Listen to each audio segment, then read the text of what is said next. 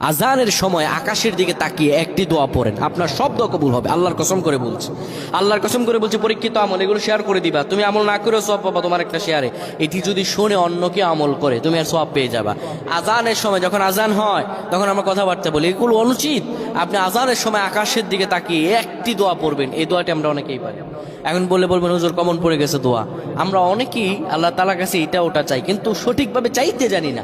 সঠিকভাবে কোনো ব্যক্তি যদি চায় আমার আল্লাহ তাকে দয়া করবেন। আল্লাহ বলেন, বান্দা উদউনি আস্তাজিব লাকুম, আমার কাছে চাও আমি আল্লাহ সব দিয়ে দিব। সুবহানাল্লাহ। এমনি যখন আপনার আজান হয়, আজানের সময় আপনি আসমানের দিকে তাকান, তাকিয়ে আপনি বলুন, পড়তে থাকেন, আল্লাহুম্মা আনতা রাব্বি লা ইলাহা ইল্লা আনতা খলাকতানি ওয়া আনা আবদুকা ওয়া আনা আলা আহদিকা ওয়া ওয়া'দিকা মাসতাতা'তু আউযু বিকা মিন শাররি মা সানা'তু আবু'ু লাকা বিনি'মাতিকা আলাইয়া ওয়া আবু'ু বিযানবি ফাগফির লি ফাইন্নাহু লা ইয়াগফিরুয যুনুবা ইল্লা আনতা। এই সাইয়্যিদুল ইস্তিগফার আপনি পড়েন, ইনশাআল্লাহ আল্লাহ সব দোয়া কবুল করে আপনাকে কবুল আর মঞ্জুর করে নেবেন। পড়েন আল্লাহু আকবার।